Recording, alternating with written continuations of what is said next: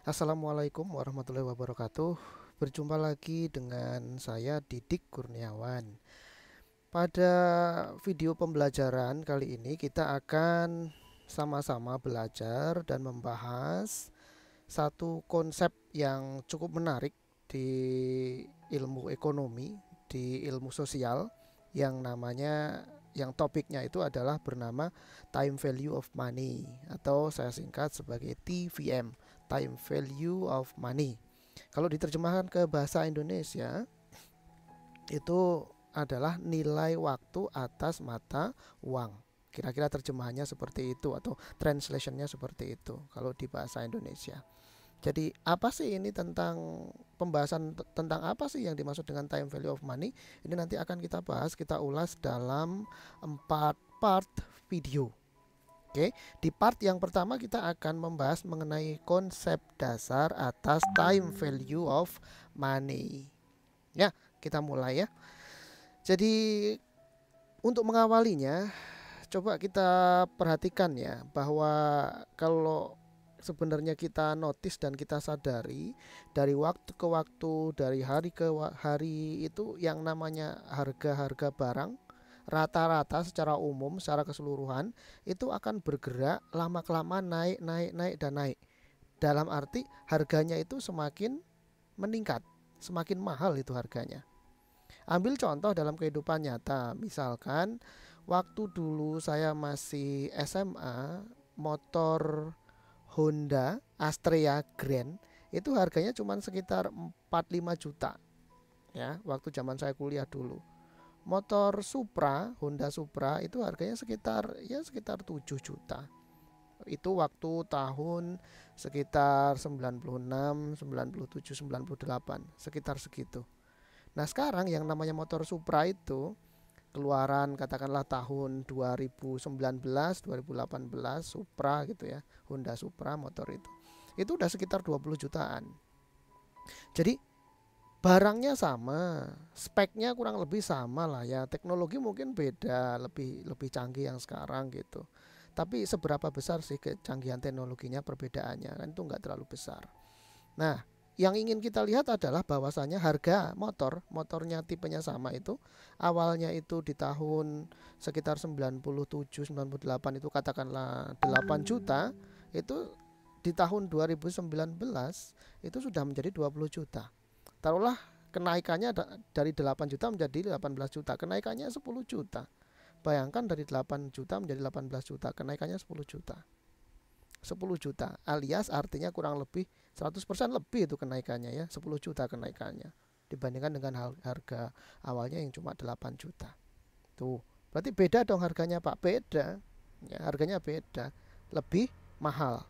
Ambil contoh yang lebih dekat lagi, misalkan zaman dulu waktu saya berkuliah di D3 Stan, itu yang namanya nasi uduk. Setiap pagi itu ada jualan nasi uduk, yang jualan nasi uduk satu bungkus nasi uduk, satu bungkus, satu porsi plus gorengan tempe 2 atau bakwan 2. Itu harganya sekitar 1.200. Itu tahun 2000. Ya, tahun 2000. 2000 awal. 2000 atau 2001. Nah, sekarang bayangkan uang 1.200 itu untuk apa? Laku buat untuk apa? Orang bayar parkir aja 2.000 motor gitu ya, paling rendah paling kecil bayarnya 2.000 motor parkir, itu untuk ongkos parkir. Dulu 1.200 sudah bisa satu bungkus nasi uduk. Sekarang nasi uduk berapa satu bungkus harganya? Nggak mungkin 1.200 ya, nggak mungkin 1.200, 10.000 paling murah ya. Bayangkan nasi uduknya masih sama, racikannya sama, bungkusannya sama, porsinya pun sama. Yang dulunya 1.200 sekarang menjadi 12.000 taruhlah ya, barangnya sama harganya naik. Nah, jadi fakta itulah yang menarik, bahwasanya ternyata barangnya sama tetapi nilainya meningkat. Nilai di sini maksudnya apabila barang itu dibeli dengan uang, diatribusikan dengan uang, nilai mata uang, maka kok barangnya masih sama tapi nilainya berbeda. Kalau zaman dulu 1.200 sudah dapat tuh nasi bungkus nasi uduk satu bungkus dengan 2 gorengan. Sekarang nggak bisa 1.200 dapat. Artinya nilai uang 1.200 zaman dulu sekarang udah nggak laku. Ya, sudah tidak laku. Sudah nggak laku lagi. Artinya nilainya tuh mengecil gitu loh, menurun. Nah, kalau kita belajar ekonomi, istilah kenaikan harga rata-rata barang secara keseluruhan, secara agregat, itu dikenal dengan istilah yang namanya inflasi. Itu kenaikan harga rata-rata barang. Nah, berarti kita bisa menebak dong. Oh, kalau begitu Pak, kenapa harga rata-rata barang itu setiap tahun, katakanlah demikian, dari waktu ke waktu itu semakin meningkat, semakin naik? Itu karena adanya fenomena yang disebut sebagai inflasi. Nah, sekarang kalau kita bertanya secara realistis, apakah kita dapat mengerem, dapat menyetop ya, bukan mengerem ya. Kalau mengerem bisa.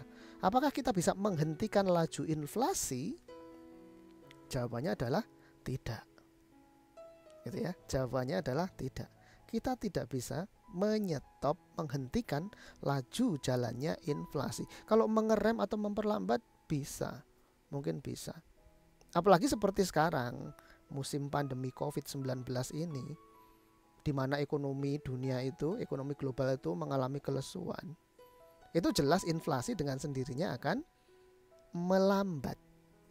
Artinya terrem dengan sendirinya. Tidak usah direm. Tapi apakah terhenti? Oh tidak. Kemarin saya baca berita, katanya inflasi sekarang ini, musim pandemi COVID-19 ini, itu udah kecil gitu loh. Ya, dibandingkan dengan tahun atau bulan-bulan yang lalu sebelum adanya COVID-19. Udah kecil banget gitu, turun banget. Gitu, ya. Tapi poin yang ingin saya sampaikan adalah inflasi tidak bisa dihentikan. Nah sekarang, apa sih pengaruh inflasi terhadap mata uang? Yaitu tadi yang sudah kita lihat contohnya di awal tadi, bahwa nilai mata uang itu secara nominal, nilai mata uangnya yang tertulis di atas kertas gitu ya, maksudnya nilai nominal itu sama. Uangnya yang tertulis masih 1.200. Tapi kalau sekarang 1.200 itu dipakai buat beli nasi uduk, nggak laku, nggak bisa. Artinya nilai nominalnya masih sama uangnya, tetapi daya belinya atau nilai intrinsiknya itu sudah tidak lagi seperti dulu. Tidak bisa. Nilai intrinsiknya mengalami penurunan. Oke, paham ya? Jadi itu pengaruh inflasi terhadap nilai mata uang. Nilai mata uangnya, nilai nominalnya tetap, tetapi nilai intrinsiknya, nilai untuk kemudian menjadi daya belinya itu akan menurun. Makin lama makin mengecil.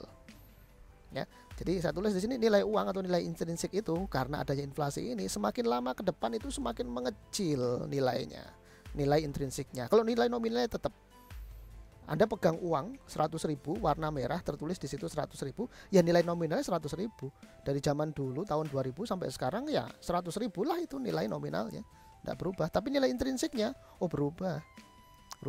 berubahnya kemana? Ke lebih kecil, tidak menjadi lebih besar.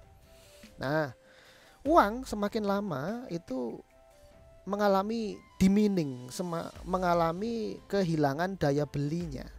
Akibat apa? Akibat adanya inflasi yang tidak bisa dihentikan tadi. Gitu.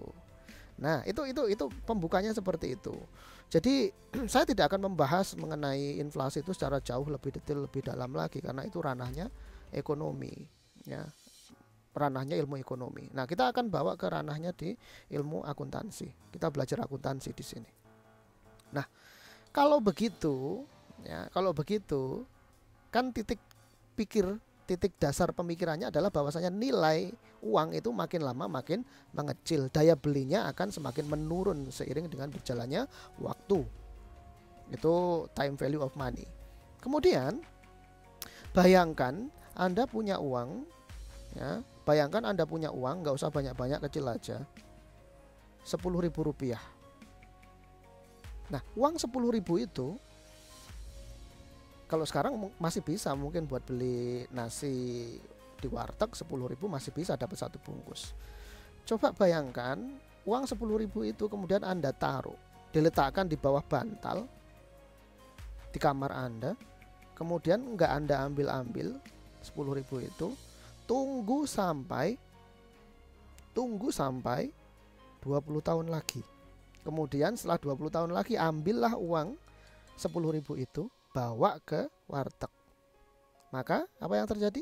Yakinlah bahwa Anda tidak akan pernah bisa membeli nasi warteg satu bungkus dengan uang 10.000 tersebut. Oke, ngerti ya? Poinnya adalah bukan untuk membandingkan antara satu bungkus nasi warteg dengan uangnya, bukan. Poin saya bukan itu. Poin saya adalah, jadi andaikan pun Anda atau kita punya uang banyak sekalipun, misalkan 100 juta punya, kemudian dimasukkan ke karung, taruhlah di kamar, terus 10 tahun aja tidak pernah dihitung, nggak pernah dijamah, pokoknya taruh aja di situ 100 juta itu. Apa yang terjadi setelah 10 tahun? Pada tahun ke-10 maka uang itu nilai nominalnya tetap 100 juta. Semua lembaran uang itu kalau dijumlahkan nilai nominalnya ya 100 juta. Tetapi apakah nilai intrinsiknya juga 100 juta? Jawabannya adalah pasti tidak. Kenapa? Karena ada pengaruh dari inflasi tadi. Pasti tidak. Kalau sekarang Anda punya uang 100 juta sekarang ini ya, detik ini juga Anda punya uang 100 juta, Anda hitung, Anda total, jumlahkan semuanya, masukkan ke karung, tetap nilainya 100 juta sekarang. Tapi kalau 10 tahun lagi, uang yang 100 juta yang sekarang ini, apakah tetap nilai intrinsiknya 100 juta? Jawabannya adalah tidak. Kalau yang sekarang nilai intrinsik sama dengan nilai nominal 100 juta. Tapi besok 10 tahun lagi tidak. Nilai nominalnya tetap 100 juta, tetapi nilai intrinsiknya lebih kecil dari 100 juta. Oke, poin saya yang ingin saya sampaikan adalah bukan itu. Poin saya yang ingin saya sampaikan adalah yang ini. Ketika Anda punya uang dan uang itu disimpan saja, tidak digunakan untuk apapun, cuma disimpan aja gitu ya, ditabung, tapi nabungnya bukan di bank, bukan di lembaga keuangan, tapi di bawah bantal, kasarnya begitu. Jadi ketika Anda punya uang dan hanya disimpan saja, tidak digunakan untuk usaha produktif. Saya ulang, ketika kita punya uang, walaupun jumlahnya banyak atau besar, ketika hanya disimpan saja dan tidak digunakan untuk usaha produktif, maka nanti walau jumlah nominalnya sama, tapi nilai intrinsiknya, daya belinya akan berkurang. Bukan 100 juta, tetapi melainkan akan lebih kecil dari 100 juta. Oke, gitu ya. Dapat ya feel-nya ya. Nah kalau begitu, simpulan kita dari contoh kita yang panjang lebar dari awal sampai sekarang ini, maka simpulannya sebenarnya satu ini. Nilai kini uang, nilai saat ini atas uang itu akan selalu lebih besar daripada nilai nanti atas uang tersebut. Saya ulang, nilai saat ini atas uang itu akan selalu lebih besar daripada nilai nanti atas uang tersebut. Bahasa gampangnya, kalau kita sekarang megang uang 10.000, itu kita itu beneran 10.000, nilai intrinsik sama dengan nilai nominalnya 10.000 gitu. Tapi 5 tahun lagi kita megang uang kertas 10.000, nilai nominalnya betul 10.000, tetapi nilai intrinsiknya yakinlah itu sudah less than 10.000 rupiah. Ngerti ya? Oke, jadi nilai saat ini atas uang itu akan selalu lebih besar daripada nilai nanti atas uang tersebut. Nah, kalau kita sudah tahu itu basic thinking dari yang namanya time value of money. Saya ulang ya, yang ini tadi. Yang ini adalah pikiran dasar, basic thinking, dasar pemikiran dari konsep time value of money, bahwa nilai mata uang saat ini itu berbeda dengan saat nanti. Berbedanya gimana? Nilai kini uang akan selalu lebih besar daripada nilai nanti atas uang tersebut. Nah, sekarang ada pertanyaan yang menarik. Kalau begitu Pak, Kan kalau uang cuma disimpan saja, nggak digunakan untuk produktif, kan itu lama-lama nilai daya belinya atau nilai intrinsiknya akan berkurang atau menurun. Iya, betul. Nah, terus bagaimana Pak kalau begitu? Saya pengen nyimpen uang, ya. Saya pengen menyimpan uang, tapi saya tidak ingin, Pak, uang saya itu kemudian berkurang nilai intrinsiknya. Caranya gimana, Pak?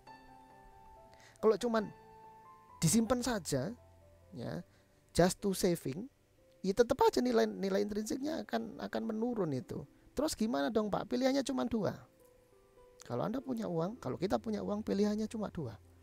Karena ada time value of money tadi, pilihannya cuma dua, yaitu yang pertama, buatlah usaha produktif, ya, buatlah usaha yang bersifat produktif, ya.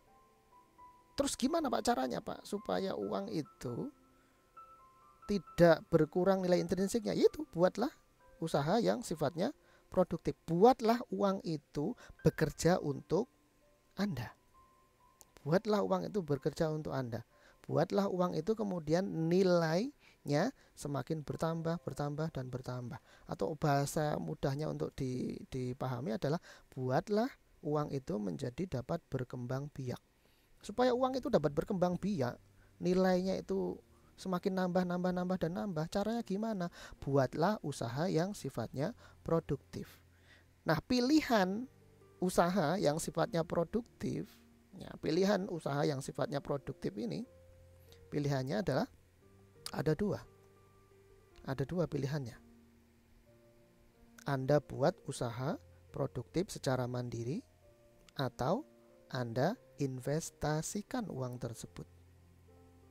Nanti ya, kalau dibuat usaha produktif secara mandiri, pilihan yang pertama itu artinya kita yang fully control atas uang tersebut. Saya ulang, kalau kita membuat uang itu menjadi usaha yang produktif, itu artinya kita sendiri 100% yang mengontrol atas uang tersebut. Itu namanya usaha produktif mandiri.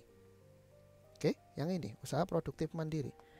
Tetapi kalau kita berinvestasi atau menginvestasikan uang kita, maka kita menyerahkan kepada pihak lain atas uang kita untuk dikelola, untuk dikembangbiakkan. Itu namanya investasi. Ya. Jadi pilihannya dua ya. Tadi saya ngomong itu, Pak, kalau begitu bagaimana Pak supaya uang itu tidak mengalami diminishing of value, tidak mengalami penurunan nilai? Ya harus digunakan untuk usaha produktif gitu loh. Pilihannya untuk usaha produktif itu cuma dua.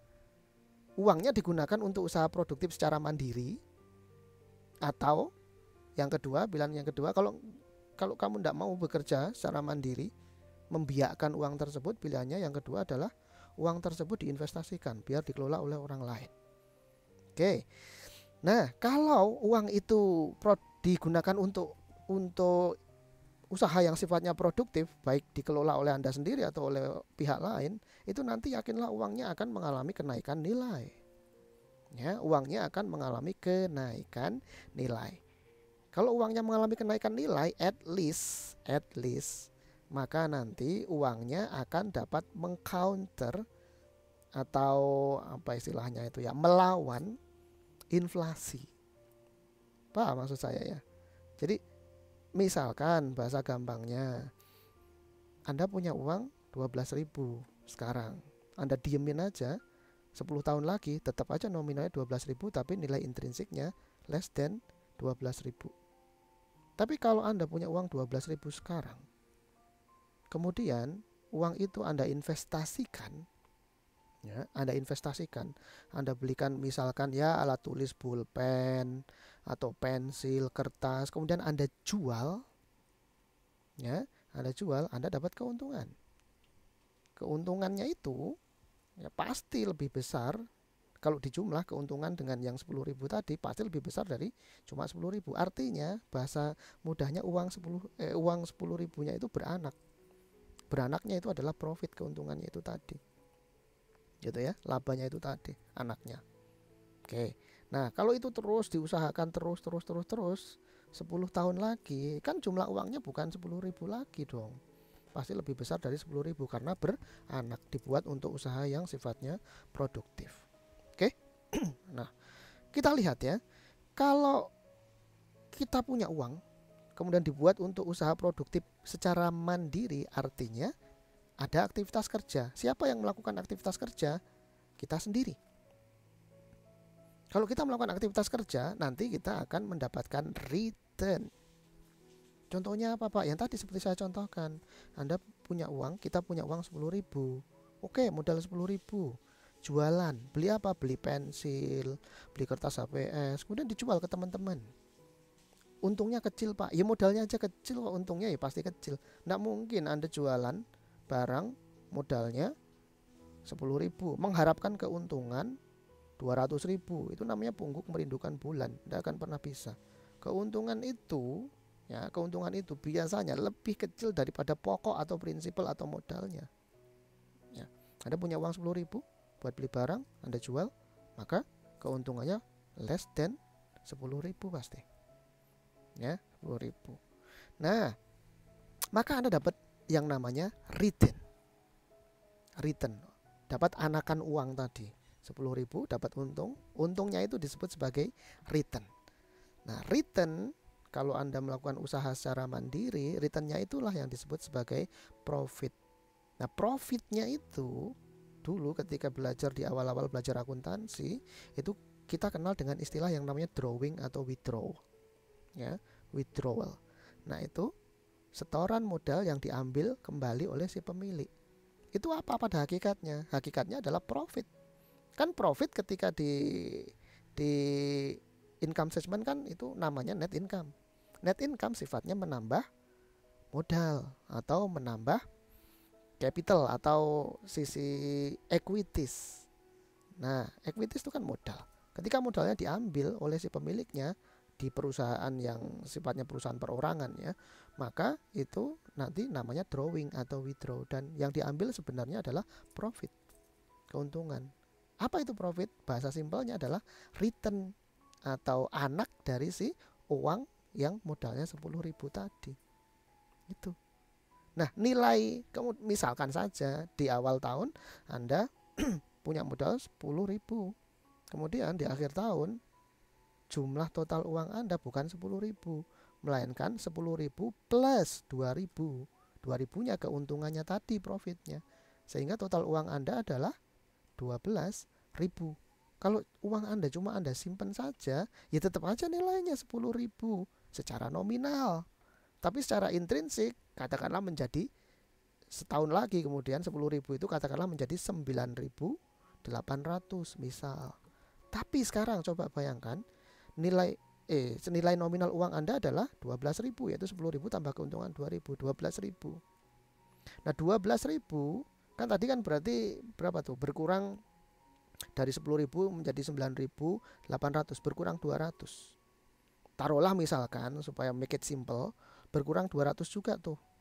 Berkurang 200, 10.000 berkurang 200 kan artinya kan 9.800. Tapi kan punya profit berapa? 2.000. Artinya kenaikan nilai uangnya yang dari 10.000 menjadi 12.000 itu bisa mengcounter inflasi yang mereduksi nilai uang sebesar 200 rupiah tadi. 200 rupiahnya itu dihajar atau dihantam oleh si keuntungan profit yang 2.000. Gedean mana? Masih gedean yang 2.000 gitu loh. Masih surplus kan? Berarti nilainya meningkat. Itu logikanya seperti itu. Oke, paham ya? Oke, jadi intinya kalau mau uangnya itu tidak tergerus oleh konsep time value of money, ya harus dibuat usaha yang produktif. Kalau mandiri ya seperti yang saya gambarkan tadi. Nah sekarang kalau Pak saya kayaknya enggak mau usaha secara mandiri Pak, terus gimana? Investasikan. Kalau investasi itu pasti akan menghasilkan, bukan menguntungkan ya, bahasanya agak beda. Sekali lagi saya ulang, kalau kita berinvestasi maka kita mengharapkan return. Ya, return, pengembalian investasi bahasa Indonesianya. Kadang ada buku yang menuliskannya seperti itu. Pengembalian investasi, return. Pasti dapat return ya Pak? Pasti. Ya, pasti. Tapi apakah selalu untung Pak? Oh, belum tentu. Yang namanya investasi pasti dapat return, tapi belum tentu dapat untung. Gitu ya. Nah, Investasinya gimana Pak? Pilihan investasi itu cuma ada dua aja investasinya. Bayangkan lagi atau ingat kembali persamaan dasar akuntansi. Aset sama dengan utang atau assets sama dengan liabilities plus equities. Aset atau harta sama dengan utang plus modal. Jadi pilihan untuk investasi itu cuma ada dua. Yang mana Pak? Yang itu L dan E, liabilities and equities. Anda nyetor modal kepada satu perusahaan atau unit bisnis atau orang yang memiliki usaha. Anda setor modal yang pertama, atau yang kedua, Anda memberikan pinjaman kepada orang atau unit bisnis atau perusahaan yang menjalankan suatu usaha. Usaha produktif tentunya. Nah, gitu. Nah, itu semuanya dapat return Pak, dapat. Kalau kita menginvestasikan dalam bentuk modal, si perusahaan yang kita modalin, kita berikan investasi berbentuk modal itu, maka perusahaannya akan melakukan aktivitas bisnis. Ada pekerjaannya, ada aktivitasnya. Kemudian aktivitasnya itu akan menghasilkan return Pak, akan menghasilkan profit Pak. Iya, dia akan menghasilkan profit, net income. Nah, net income itu sebagiannya nanti akan lari ke kita yang sudah berinvestasi. Dalam bentuk apa? Dalam bentuk bagi hasil. Kalau perusahaannya perusahaan yang sudah gede, corporation gitu ya, corporation, maka modalnya terbagi dalam bentuk saham, maka nanti akan dikembalikan, returnnya itu akan dikembalikan kepada para pemiliknya, pemegang sahamnya, dikembalikan dengan istilah yang namanya dividen. Ya, dividen. Jadi kalau kita berinvestasi dalam bentuk modal, pasti nanti kita dapat return dong Pak. Dapat. Perusahaannya akan menghasilkan profit sharing nanti. Dia akan membagi profit kepada para investor. Gitu. Nah, profit sharingnya itu disebut sebagai bagi hasil atau dividen. Dividen kalau di perusahaan corporation.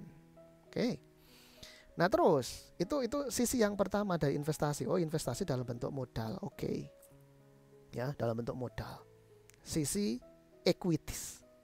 Yang kedua, investasi bisa juga dilakukan untuk yang di sisi liabilities.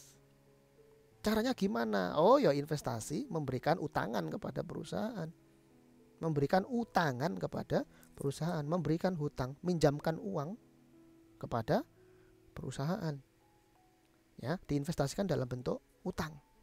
Kalau yang tadi diinvestasikan dalam bentuk modal, ini diinvestasikan dalam bentuk utang. Ya. Perusahaannya bekerja Pak, oh bekerja, ada aktivitas kerjanya, menjalankan proses bisnis. Dapat untung Pak perusahaannya, dapat. Tapi beda ya. Kalau investasi dalam bentuk modal, nanti ada profit sharing yang merupakan return. Tetapi kalau investasi dalam bentuk utang, ngutangin perusahaan gitu ya. Misalkan Anda punya uang 1 miliar, Anda utangin tuh uang Anda utangkan, Anda sebagai kreditur kepada PT ABC misal. PT ABC mau minjem, mau. Tapi nanti kan pasti Anda bilang, oh mana returnnya. Nah PT ABC kan ngelihat, oh ini akadnya utang.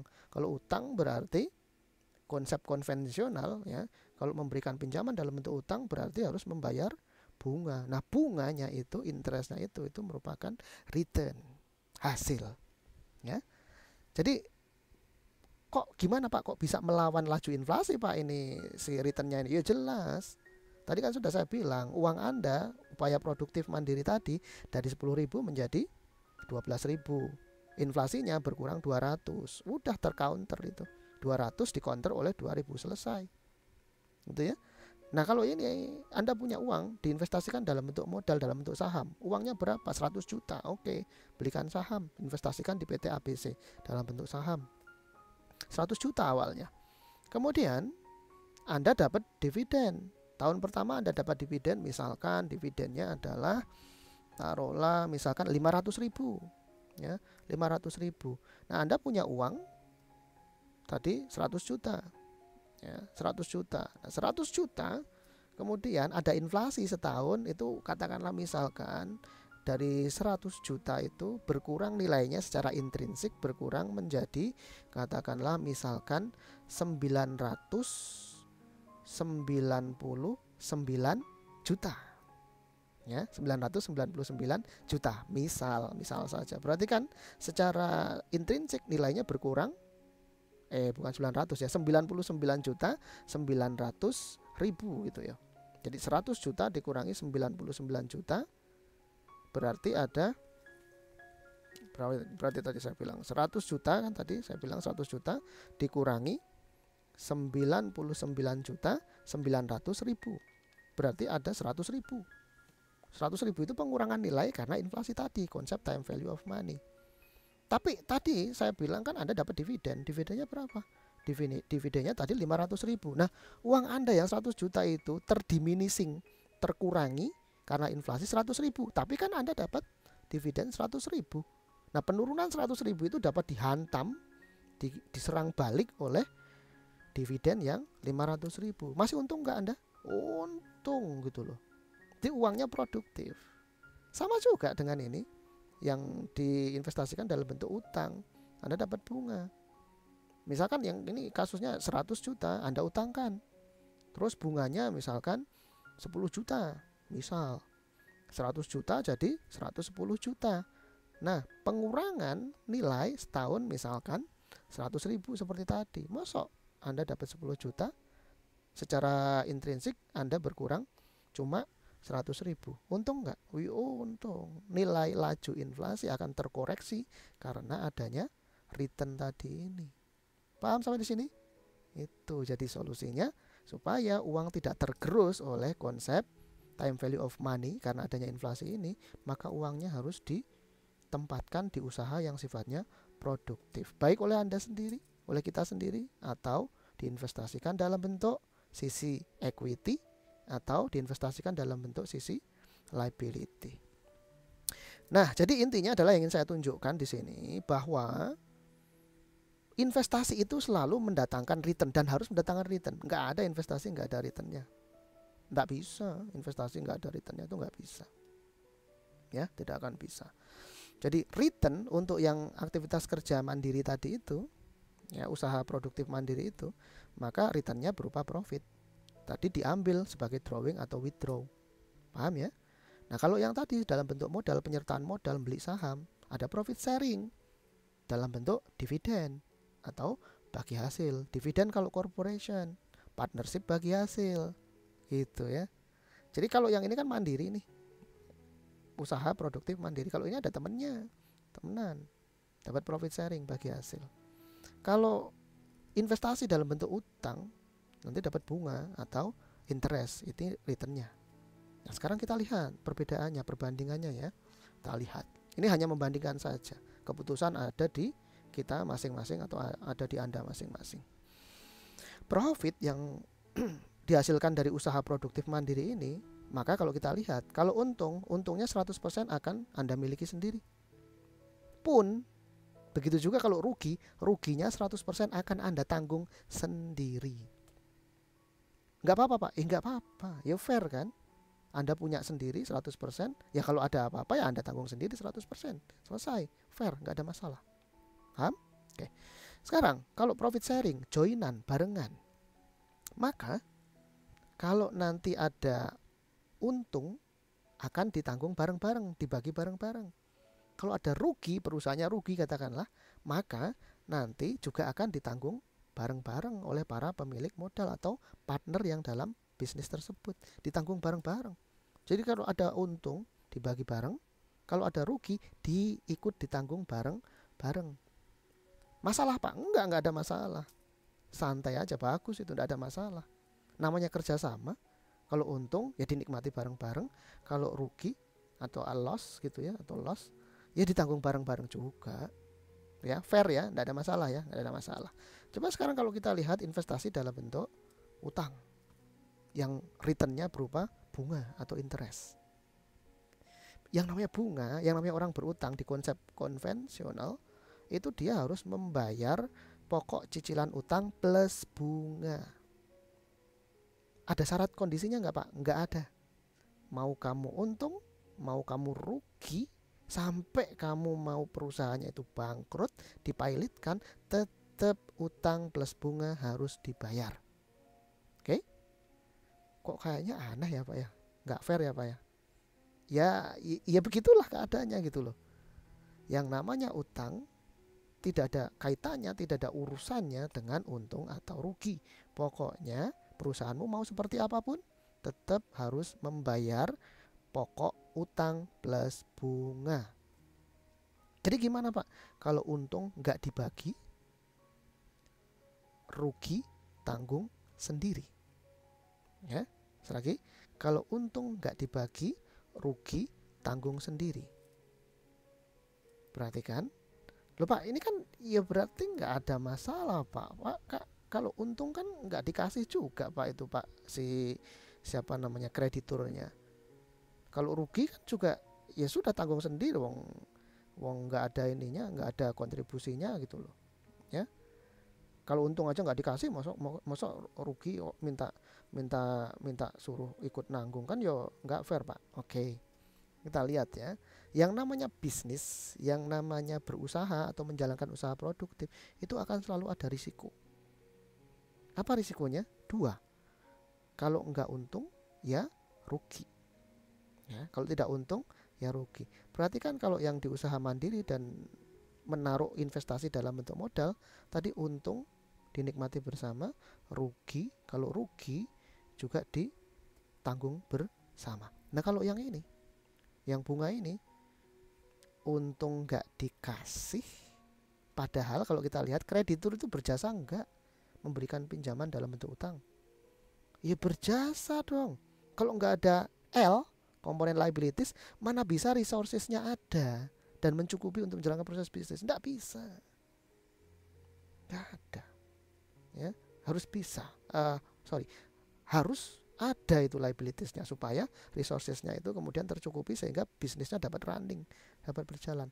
Tapi kalau dapat untung kok nggak dikasih, ya gimana menghargai sih kreditur yang sudah memberikan pinjaman, bantuan berupa pinjaman uang tadi. Gitu. Kemudian kalau rugi, perhatikan, kalau rugi, kreditur tetap akan nagih gitu loh. Ini orang nggak ngerti sopan santun, bahasa kasarnya ya. Ini orang kok nggak ngerti sopan santun, udah ngerti usahanya bangkrut lagi rugi, kok ini tetap nagih utang aja. Mana rasa belas kasihan dan toleransinya, kan gitu kira-kira. Jadi fair atau tidak nih? Nggak fair, ya, nggak fair. Maka dari itu ini agak aneh gitu loh yang bunga ini. Investasi dalam bentuk utang, kemudian returnnya adalah bunga. Pak, ya bener aja Pak, kan kalau untung kan nggak dibagi, kalau rugi nggak ya tetap aja, masuk rugi terus gimana dong Pak, kita nggak dikasih gitu loh. Terus saya menginvestasikan uang nggak ada returnnya Pak, kalau rugi terus gimana Pak, amblas uang saya terus gimana dong? Ya enggak begitu juga ya.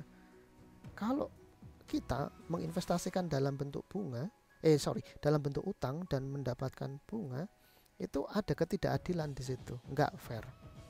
Dari sisi orang yang diberikan pinjaman juga, bahasa kasarnya nggak tahu diri, kalau untung dimakan sendiri, ngerti?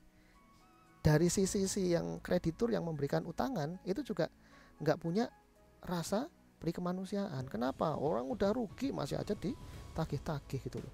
Dua-duanya ini nggak balance gitu loh, nggak fair, ya, tidak fair. Jadi sebenarnya di konsep syariatnya itu yang benar adalah ada konsep kesetaraan, ekuitas gitu loh. Equity di sini bukan equity yang modal, bukan. Equity di sini keseimbangan. Ada konsep keseimbangan. Artinya kalau untung ya ditanggung bareng-bareng. Kalau untung dinikmati bersama, kalau rugi ya ditanggung bareng-bareng. Itu baru yang fair. Itu namanya konsep kerjasama yang bagus. Kalau ini bunga, utang dalam imbal hasil returnnya berupa bunga, maka itu nggak ada konsep keseimbangan. Ya, nggak ada konsep keseimbangan. Oke Pak, kalau kita mempelajari time value of money kan nanti kita mempelajari utang. Kemudian di dalamnya ada ngitung bunga. Terus gimana dong Pak? Iya, tapi yang namanya konsep time value of money itu tidak melulu berbicara tentang konsep riba atau interest atau bunga, tidak. Ya, tidak. Tapi ini jadi saya tidak bersifat ingin menghakimi, tapi pilihan ada di diri kita masing-masing. Mau investasi dalam bentuk utang ataukah dalam bentuk modal atau dipakai usaha mandiri, monggo terserah. Tapi dalam konteks keilmuan Ya ini tadi, intinya adalah dibuat usaha produktif sehingga mendapatkan return, dan return tersebut dapat melawan laju inflasi, ya, yang menurunkan nilai mata uang, nilai uang yang kita miliki. Paham sampai di sini ya? Oke. Nah, return itu diukur dengan membandingkan antara hasil yang diperoleh dengan pokok investasi. Sekali lagi saya ulang, return itu diukur dengan membandingkan hasil yang diperoleh dengan pokok investasi. Nah, nanti diwujudkan dalam bentuk persentase. Misal tadi Anda punya uang 10.000, dibuat usaha, kemudian untungnya 12.000, untungnya 2.000.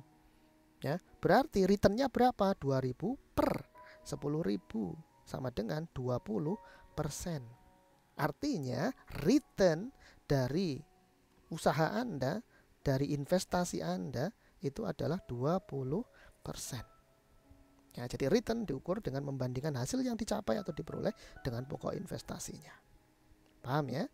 Contoh ukuran return itu kan contoh simpelnya tadi yang 2.000 dibandingkan dengan pokok modalnya 10.000, untung returnnya jadinya 20%.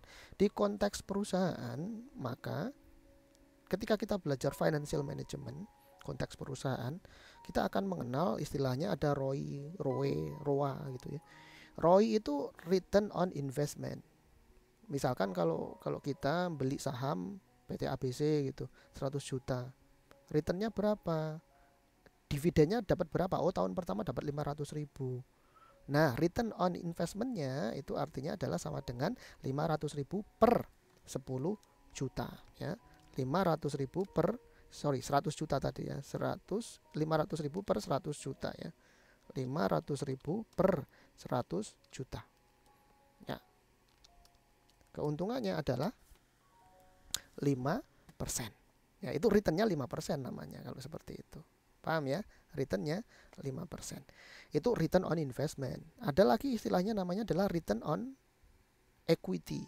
ROE, return on equity. Nah, kalau yang ini adalah net income. Kalau kita lihat income statement, net income dibagi dengan total equity, itu akan menjadi return on equity. Nah, satu lagi ada ROA, return on asset. Return on asset artinya, loh Pak, kok aset kok bisa ada returnnya sih Pak? Loh, ada. Ambil contoh tadi, misalkan gini, ada perusahaan dia beli mesin.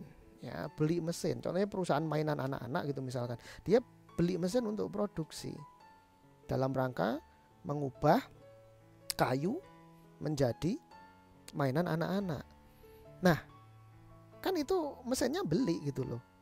Artinya cash, sumber daya perusahaan, resources of the company yang berupa cash itu diubah atau dikonversi menjadi mesin untuk produksi.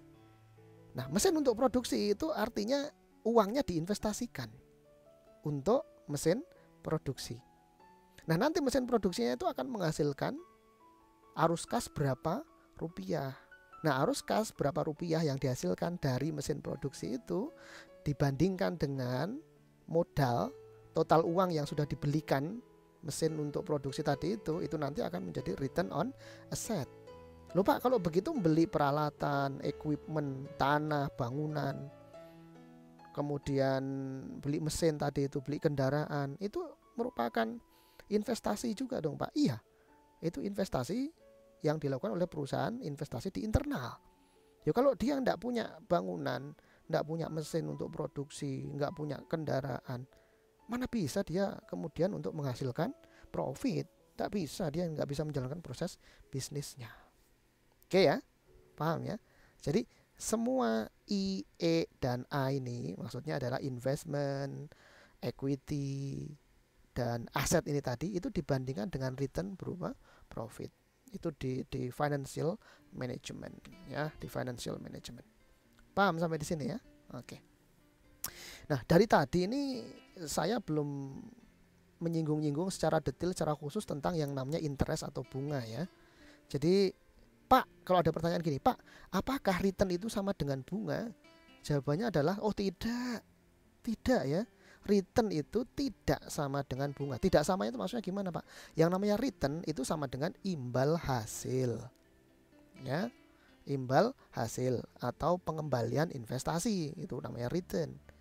Nah, return itu tidak melulu semuanya dalam bentuk bunga. Jadi jangan pernah menyamakan bahwa yang namanya return itu sama dengan bunga. Oh tidak, return itu belum tentu bunga. Bahwa bunga itu adalah salah satu return dari investasi, oh itu betul.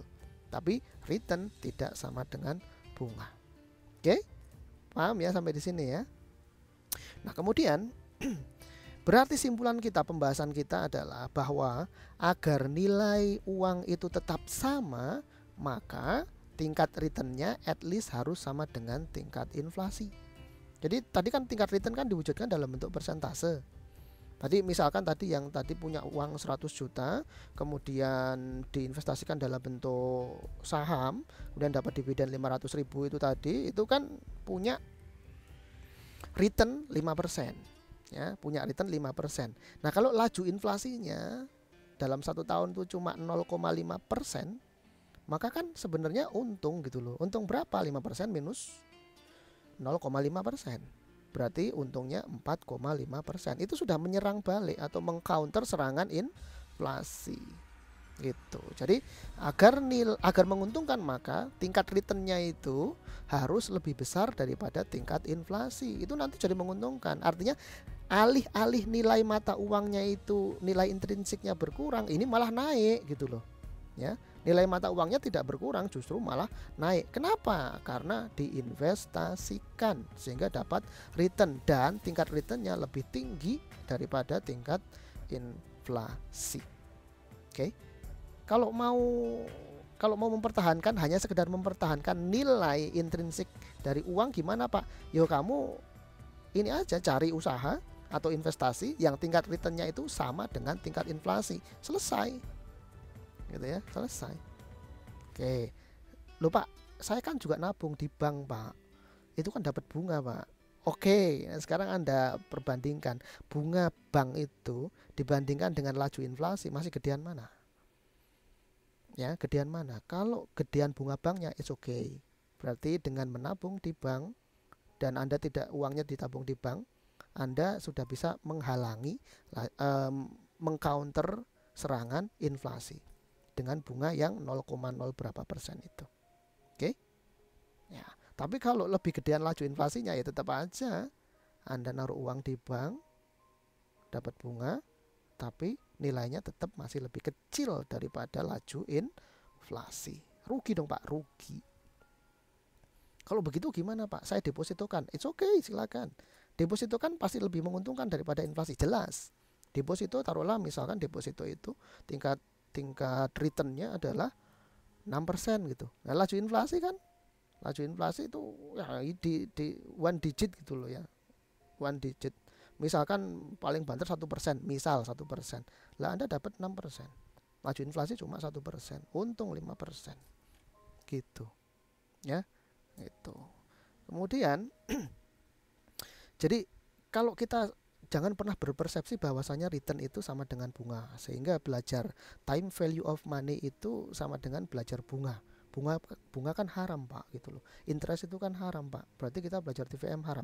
Enggak, jangan begitu pola pikirnya. Sekali lagi saya ingatkan bahwasanya konsep time value of money itu ya, itu dealing with inflation, dealing with return. Tapi ingat, return itu tidak sama dengan bunga. Imbal hasil itu tidak sama dengan bunga. Bahwasanya bunga itu adalah bagian dari return, is okay, it's really right, true, bener ya, bener. Bahwasanya bunga itu adalah bagian dari return. Sehingga kalau kita belajar time value of money, kita tidak belajar tentang bunga atau interest, atau dengan kata lain kita tidak sedang belajar tentang riba yang haram itu. Oke? Terus apa dong Pak? Kalau kita belajar time value of money, konsep time value of money, maka itu kita sebenarnya sedang mempelajari satu fenomena di ilmu sosial yang ada kaitannya dengan inflasi. Yang fenomenanya yang menarik tadi itu, bahwa bahwa uang itu secara nominal nilainya tetap sama, Tetapi dari waktu ke waktu ternyata nilai intrinsiknya semakin berkurang. Oke, itu yang sedang kita pelajari, fenomena menariknya itu. Nah, kalau kita belajar tentang TVM, time value of money, maka ada 3 hal pokok yang harus selalu ada dan harus kita pahami serta kita ketahui. Yang ini sudah pernah kita bahas di video kita yang lalu, ya, yang tentang current liabilities, tentang notes payable, sama ya, sama. Di dalam kita belajar notes payable itu kan pasti ada interestnya, ada bunganya. Nah, untuk menghitung bunga kan ada 3 hal yang harus diketahui. Yang pertama principal atau pokok utangnya. Kemudian yang kedua adalah waktu, jangka waktu atau periodenya, periode notesnya. Ini time period, waktu investasi sama aja. Dan yang ketiga adalah interest rate itu di notes. Atau kalau di sini pembahasan kita adalah tingkat pengembalian. Atau kalau nanti kita belajar financial management ada namanya required rate of return. Required rate of return.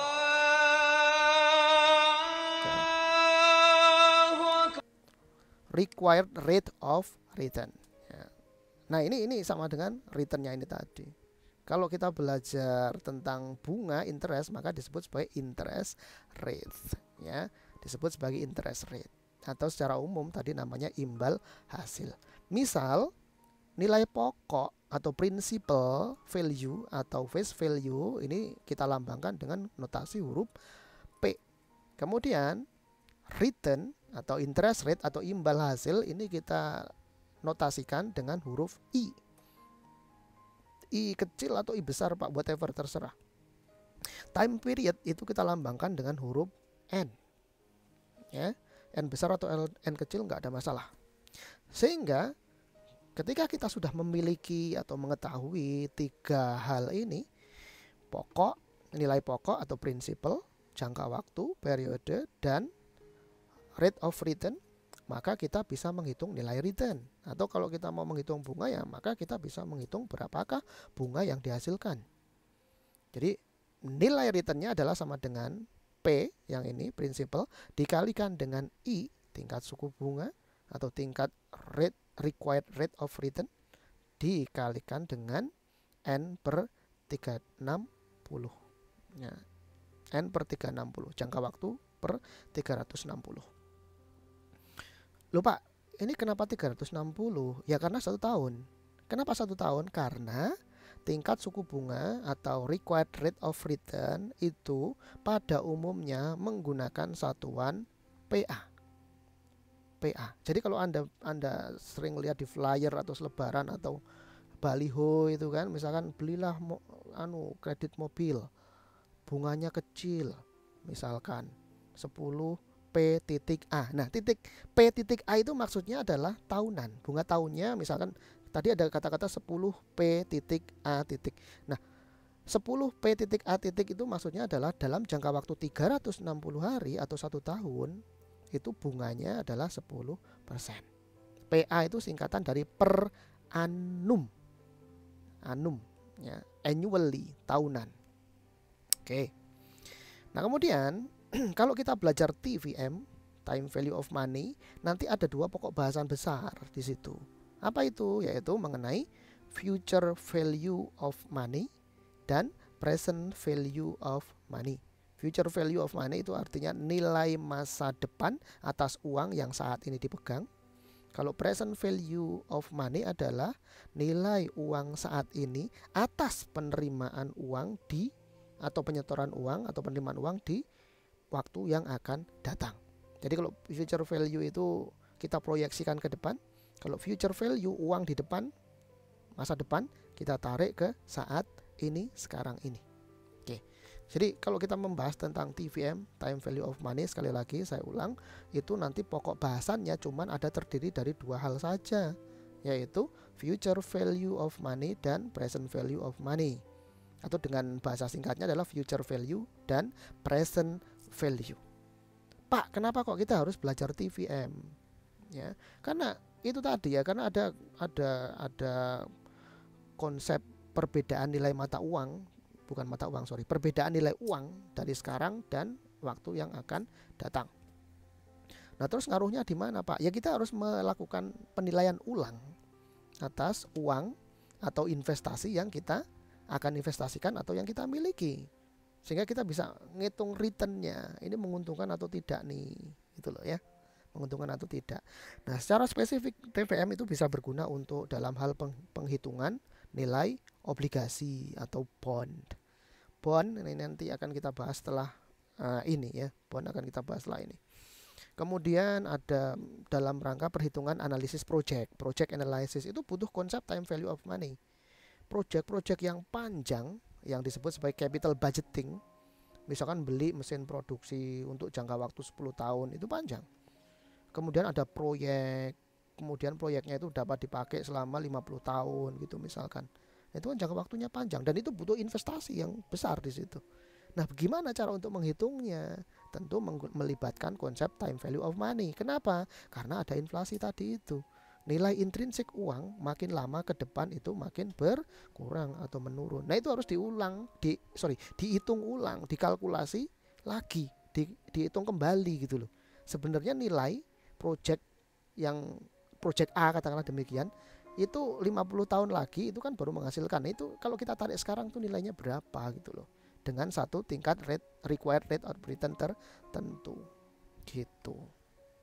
Nah, macam-macam lah penggunaan konsep time value of money, termasuk juga penilaian unit bisnis. Pak, saya mau menilai perusahaan PT ABC itu sebenarnya nilainya berapa sih gitu misalkan. Nah, ini melibatkan konsep time value of money. Oke, kira-kira itu ya. Jadi berguna loh ya. Konsep time value of money itu sangat berguna. Pak, kalau di satu daerah atau satu wilayah atau satu negara itu tidak ada inflasi sama sekali, Pak, atau angka inflasinya itu zero, betul-betul zero terus gimana, Pak? Masih ada nggak itu konsep time value of money? Ya nggak ada, hilang. Nggak perlu dong, Pak, belajar time value of money. Nggak perlu, nggak usah. Kenapa? Ya nggak ada inflasi, sehingga nilai nominal akan selalu sama dengan nilai intrinsik. Dari saat ini, saat tahun depan, 10 tahun lagi, 50 tahun lagi akan sama terus.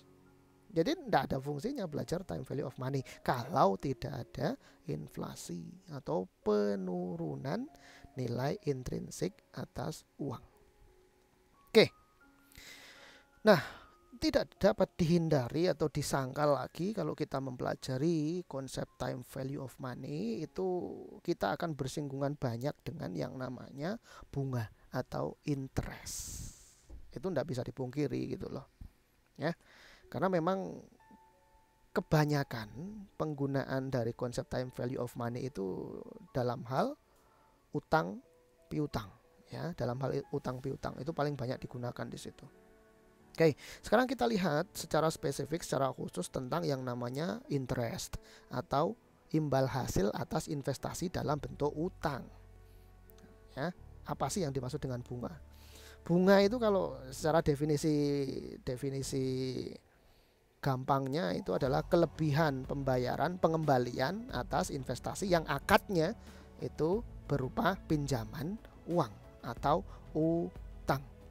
Itu interest atau bunga. Nah, interest atau bunga itu kemudian bentuknya itu macam-macam. Derivasi atau turunannya itu banyak. Ya, itu turunannya banyak. Simpelnya adalah kelebihan pembayaran kembali payback dengan karena akad pinjaman yang berupa utang itu semuanya disebut sebagai bunga. Atau bahasa Islamnya itu adalah riba ya, itu interest atau bunga. Nah, tadi sudah saya sampaikan bahwa tingkat suku bunga atau interest rate. Nah, kalau yang ini namanya bukan required rate of return karena kita membahas spesifik tentang bunga. Namanya bukan required rate of return, melainkan interest rate. Ya. Tingkat suku bunga atau interest rate itu biasanya dinyatakan dalam satuan PA per annum, yaitu 360 hari atau 365 hari, terserah mau pakai yang mana ya, 360 atau 365 hari. Oke, satuannya PA ya. Pak, kalau ada flyer atau baliho atau iklan di board gitu ya, di advertising board ada iklan, ini bunganya sangat murah, 0,8% gitu. Biasanya hati-hati kalau ada kemudian ada iklan yang menarik begitu, oh tingkat suku bunganya rendah sekali, 0,8%. Pasti di belakangnya tidak akan ada embel-embel PA-nya. Percaya omongan saya. Tapi kalian kemudian jangan percaya, murah banget itu Pak, bunganya cuma 0,8%. Kata siapa? Ya, kata siapa? Nanti dulu gitu loh. Tadi dia bilang iklannya itu tingkat suku bunganya rendah, berapa? 0,8%. Tapi kan nggak pernah ada embel-embel PA-nya kan? Iya Pak, nggak ada itu Pak embel-embel PA-nya. Itu biasanya yang ditulis di situ 0,8 di situ itu bukan per annum, bukan per tahun 0,8. Lah terus apa Pak? Bisa jadi itu per bulan. Berarti 0,8 kalau mau dijadikan PA per annum berarti 0,8 dikalikan 12 bulan. Berapa? 9,6%. Wah, gede ternyata. Oh, gede. Orang deposito aja itu setahun paling banter itu 8% itu udah paling banter itu. Paling bagus itu 8%. Nah, ini setahun bunganya 9,6%. Coba. Ya, jadi jangan mudah tertipu. Ada KTA, kredit apa itu namanya tuh, tanpa agunan atau apa itu, pinjaman tanpa agunan atau apalah. Nah, bukan pinjaman tanpa cicilan ya, bukan kredit tanpa cicilan. Nah, itu itu biasanya tuh sering memanfaatkan begitu. Bunga rendah 0,75, 0,9 gitu, bunga rendah gitu. Itu sebenarnya nggak rendah, gede. Coba aja kalau sampai ada iklan nawarin pinjaman, kemudian dia berani nulis 0,8 PA. Ya sekalian minjem aja itu, menguntungkan banget itu. 0,8 PA coba. Ya, pinjem aja itu. Pinjem aja kalau ada kayak begitu itu udah murah banget itu. Tapi enggak ada orang yang sebodoh itu gitu loh. Ya, orang yang belajar financial management enggak mungkin itu. Ya, enggak akan mungkin melakukan hal itu karena dia tahu kalau saya minjemin utangan ke orang, minjemin uang ke orang melalui akad utang, maka bunganya harus lebih gede, lebih besar daripada deposito. Kalau bunganya per tahun ya, per annum, kalau bunganya per tahun lebih kecil daripada deposito, ngapain capek-capek cari nasabah untuk dipinjemin uangnya? Belum lagi ada risiko gagal bayar, ngemplang itu orangnya nggak ngembaliin utang. Mending didepositokan aja jelas. Ngerti ya? Jadi jangan pernah percaya dengan iming-iming pinjaman-pinjaman online, katakanlah demikian, atau ya KTA nggak jelas kayak gitulah ya. Ya, jangan pernah percaya dengan itu. Karena itu bunganya besar sekali. Oke. Nah, jadi nilai bunga atau interest yang dihasilkan, interest yielded, interest yang dihasilkan itu adalah rumusnya kayak tadi, P kali I kali N per 360. Oke. Nah, kita masuk ke yang cara perhitungan bunga. Di dalam menghitung bunga itu ada dua cara. Ya, ada dua cara di dalam penghitungan bunga. Pak, perasaan ngitung bunga gampang-gampang aja Pak. Kemarin belajar notes payable kan ada interestnya. Gampang Pak, tinggal pakai rumus ini selesai. It's okay. Gampang, ya. Karena notes itu jangka pendek dibandingkan dengan utang yang tahunan sampai misalkan belasan tahun, puluhan tahun gitu ya. Itu notes itu jangka pendek. Kalau itu jelas, itu simple ya, itu mudah, gampang. Karena hanya pakai rumus ini selesai. Ya, selesai. Tapi untuk bayangkan untuk utang yang nyicil selama 20 tahun, 25 tahun, ini tidak akan menggunakan rumus yang sesimpel ini. Tuh tidak. Hitungannya lebih rumit, lebih kompleks. Dia nggak akan pakai ini. Loh Pak, kenapa Pak kalau pakai ini? Rugi. Ya. Kalau dia pakai rumus yang simpel seperti ini dia rugi. Maka dia nggak akan pakai ini.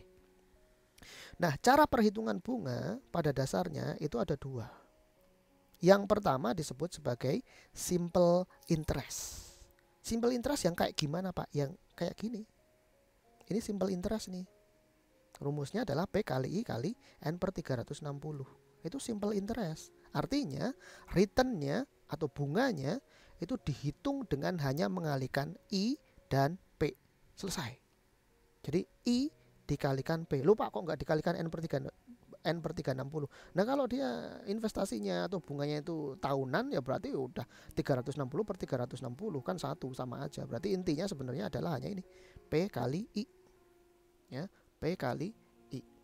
Nah yang N per 360 ini untuk mengadjust I-nya. Nah I kan tadi saya bilang satuannya adalah per annum. Nah kalau dia itu per 6 bulanan Pak, berarti gimana Pak? Ya berarti harus di-adjust. Kalau per tahun itu bunganya 12%, maka semesteran setiap 6 bulan tinggal 12% dibagi 2 alias 6%, atau 12% dikalikan dengan 180 per 360, kan gitu. Jadi sebenarnya angka atau rumus N per 360 ini hanya sekedar untuk mengadjust atau menyesuaikan yang I, ya, interestnya. Kalau pokoknya ya nggak bisa disesuaikan, pokok pinjaman atau pokok utang yang nggak bisa disesuaikan. Oke, jadi saya ulang. Yang pertama, cara perhitungan bunga itu adalah simple interest. Simple interest itu nanti returnnya dihitung dengan mengalihkan secara sederhana aja, yaitu P dikalikan I. Pokok utang berapa dikalikan dengan tingkat suku bunga. Jadi bunganya itu hanya atas pokok utang, selesai. Bunganya hanya atas pokok utang yang ini saja, selesai. Itu namanya simple interest. Oke, yang kedua cara menghitung bunga itu adalah dengan menggunakan compound interest. Tulisannya compounded interest, compound interest. Apa itu Pak compound interest? Compound interest itu terjemahan bahasa Indonesianya, translasinya adalah bunga majemuk, ya, bunga majemuk. Maksudnya gimana Pak bunga majemuk itu? Bunga majemuk itu bunga berbunga, bunga di atas bunga. Jadi bayangkan Anda punya bunga, kemudian bunganya itu kan dihasilkan dari tanaman, ya, dihasilkan dari tanaman. Lah ini yang bisa menghasilkan bunga itu apa sih? Tanaman. Nah ini compound interest itu, bunga itu bisa menghasilkan bunga lagi. Aneh toh? Gitu ya. Jadi bunga berbunga, sehingga disebut sebagai bunga majemuk. Bunga yang dihasilkan dari bunga. Nah, rumusnya gimana Pak kalau compound interest? Jadi compound interest itu interestnya atau bunganya itu dihitung dengan mengalihkan I-nya dikalikan dengan P plus I. Nah itu namanya adalah compound interest, ya, compound interest. I dikalikan dengan P ditambah I, itu compound interest. Jadi bunganya dihitung dengan mempertimbangkan tidak hanya P-nya saja seperti yang di simple interest, tetapi dia bunganya untuk yang compound interest ini dihitung dengan mempertimbangkan dua hal, yaitu pokok utang dan bunganya. Jadi P plus I, ya, P plus I. Loh Pak, terus gimana sih Pak ilustrasinya? Itu gini. Misalkan Anda investasi, mudahnya Anda investasi di dalam bentuk utang. Selama berapa? 2 tahun. Misal Anda investasi dalam bentuk utang 2 tahun. Investasi dalam form atau bentuk utang. Berapa? Oh, selama 2 tahun. Bunga, tingkat suku bunga ya, tingkat suku bunganya misalkan 10%. Pokok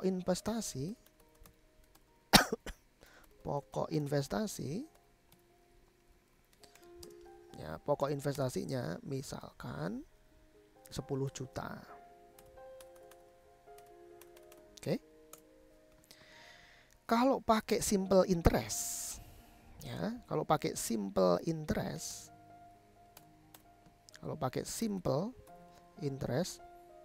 atau saya singkat SI gitu aja ya. Kalau pakai simple interest, maka nanti bunganya adalah sama dengan, ya, bunganya adalah sama dengan 10 juta, ya, 10 juta dikalikan dengan 10%, PA ya ini ya, tingkat suku bunganya 10%, PA ya, dikalikan 10%, 10%, ini baru 1 tahun. Kalau cuman 10 juta dikalikan 10%, ini bunga yang dihasilkan 1 tahun. Nah ini Anda investasinya 2 tahun, berarti dikalikan lagi dengan 2 tahun. 2 tahun itu kan artinya sama dengan 360 dikalikan 2, yaitu 720 dibagi 2. Kan tadi supaya matching dengan rumus ini yang N per 360, sorry, per 360. Kan gini kan? Nah, oke. Berarti kan harusnya adalah nanti bunganya adalah total bunganya yang dihasilkan sampai dengan di akhir tahun kedua adalah sama dengan 10 juta dikalikan 10% per tahunnya, berarti bunganya adalah 1 juta. 1 juta karena ini 2 tahun, maka 2 juta. Ini harusnya 2 juta. Jadi ini bunganya. Ya, 2 juta kan? Ini kalau pakai simple interest. Kalau pakai simple interest, bunganya 2 juta. Kalau pakai compound interest apakah 2 juta, Pak? Oh, tidak. Tidak. Lo cara ngitungnya bagaimana, Pak? Cara ngitungnya beda. Kalau pakai compound interest. Kalau pakai compound interest, maka di tahun pertama, oke, gini ya. Tahun pertama, maka nanti berapa bunganya di tahun pertama? Di tahun pertama bunganya adalah sama dengan 10 juta dikalikan 10%, kan gini kan? Dikalikan 360 per 360 atau 1 gitu ya. Sama dengan 1 juta. Ini tahun pertama. Nanti di tahun kedua bukan 1 juta lagi bunganya. Oh tidak. Kita hitung di tahun kedua bunganya adalah dihitungnya sama dengan, kan di akhir tahun pertama berarti saldo pokok utang pokok investasi dan bunganya kan berarti 10 juta ditambah 1 juta sama dengan 11 juta. Nah, yang digunakan untuk menghitung bunga di tahun kedua adalah sama dengan 11 juta. Ya, 11 juta. 11 juta dari mana, Pak? 10 juta pokoknya ditambah bunga 1 juta adalah 11 juta dikalikan dengan, berarti kan 11 juta ini adalah P plus I yang saya tulis di sini, P plus I ya. 11 juta adalah pokok P, 10 juta pokoknya ditambah I yang sudah dihasilkan di tahun pertama adalah 1 juta sama dengan 11 juta. Nah 11 juta dikalikan dengan 10%, masih interest rate-nya masih sama, dikalikan dengan 360 per 360 atau dikalikan 1 sama dengan berapa nih? 1.100.000. Maka total interestnya adalah sama dengan 1 juta ditambah 1.100.000 ditambah 1 juta sama dengan 2.100.000. Ya, 2.100.000. Bandingkan ini dengan yang ini. Oke, bandingkan ya. Ini kalau pakai simple interest. Kalau pakai simple interest bunganya 2 juta. Kalau pakai compound interest bunganya 2.100.000. Beda dong, Pak, beda. Kalau ini bunganya hanya berasal dari pokoknya saja. Kalau yang ini bunganya berasal dari pokok P dan dari I, bunga tahun sebelumnya. Jadi bunga berbunga. Nah, inilah yang disebut sebagai bunga berbunga. Ya, ini loh, bunganya berasal dari yang berapa tadi? Yang 1 juta ini. Ya, 1 juta ini beranak lagi gitu, berbunga lagi. Kan pokoknya 10 juta. Ini kan bunganya 1 juta. Berarti yang 2.100.000 ini dihasilkan dari yang ini pokoknya plus dari bunganya yang 1 juta yang ini. Jadi bunga berbunga. Ya, bunga berbunga. Nah, itu cara penghitungan bunga. Saya ulang lagi ya, simple interest dan compound interest. Simple interest dan compound interest. Nah, Pak, dalam praktek di real yang dipakai yang mana, Pak? Yang dipakai yang ini, compound interest. Jadi dalam perhitungan bunga yang digunakan adalah compound interest, bukan simple interest. termasuk itu Pak, bunga bank itu, bunga pinjaman itu compound interest dong Pak. Yes ya, bunga bank, bunga pinjaman itu semuanya pakai compound interest. Atau semua perhitungan kita nanti ya, kalau kita membahas tentang interest, maka semuanya bersifat compound interest. Jarang atau hampir tidak ada yang menggunakan simple interest. Loh Pak, simple interest ada itu Pak di notes payable. Ya, notes payable dia pakai simple interest. Kenapa? Karena jangka waktunya itu relatif pendek ya. Simple interest itu ya paling banter itu 180 hari lah ya. Kalau 2 tahun 3 tahun ya mungkin saja masih ada gitu loh, cuman jumlahnya sedikit. Rata-rata jumlahnya less than 1 year, sehingga ya tidak terlalu ngefek antara simple interest dan compound interest, bedanya tidak terlalu jauh. Maka yang dipakai demi kemudahan dia pakai simple interest itu kalau di dalam konteks notes payable. Tapi kalau bonds atau obligasi long term debt, utang jangka panjang, itu tidak akan dia pakai simple interest, dia pasti menggunakan compound interest. Itu cara penghitungan bunga ya, yang contohnya tadi sudah saya contohkan yang seperti ini tadi, itu contoh perhitungan bunga. Nah sekarang kalau teknik atau cara berinvestasinya, atau saya kasih keterangan namanya peletakan pokok utang atau meletakkan investmentnya, investasinya, atau dengan kata lain principal outlay-nya, pembayarannya atau penerimaan uangnya atau pembayaran uangnya itu nanti caranya ada dua. Ada yang sekali bayar atau sekali terima disebut sebagai single amount, dan ada yang berkali-kali bayar atau berkali-kali terima disebut sebagai serial, penerimaan berseri atau pembayaran berseri. Nah dalam konteks pembicaraan kita mengenai time value of money, yang serial payment atau serial receipt itu tadi itu disebut sebagai annuity ya, disebut sebagai annuity atau anuitas bahasa Indonesianya. Yang single amount tuh maksudnya gimana Pak? Prinsipal pokok utang atau pembayaran atau penerimaannya itu diletakkan sekali saja di awal periode investasi. Misal Anda investasi deposito berapa? 10 juta. Anda letakkan di sini di awal tahun. Depositonya berapa lama? Oh 5 tahun Pak, oke. Nanti di akhir tahun kelima depositonya akan cair, Anda tarik kembali. Anda investasi deposito 10 juta, oke. Itu kan sekali taruh. Oke, sekali taruh 10 juta jebret, sekali taruh 10 juta selesai. Anda tinggal nunggu 5 tahun. Ya, Anda tinggal nunggu 5 tahun. Selesai. Itu namanya single amount. Meletakkan investasinya itu cukup sekali saja di awal periode, sekali selesai. Nanti di akhir periode akan dipanen, diambil investasinya.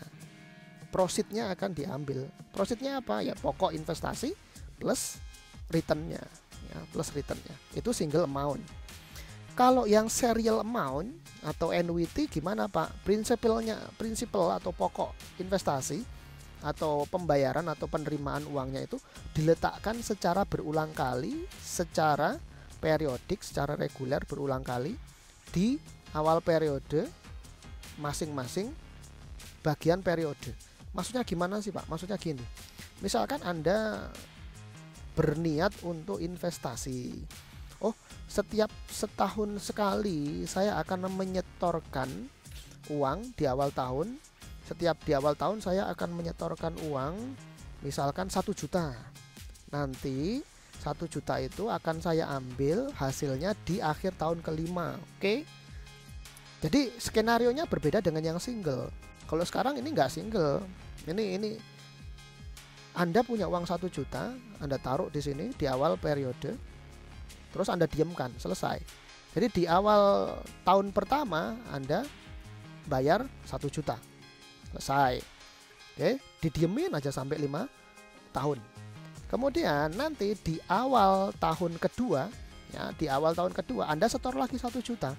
Didiemin aja nggak diambil-ambil sampai akhir tahun kelima di sini.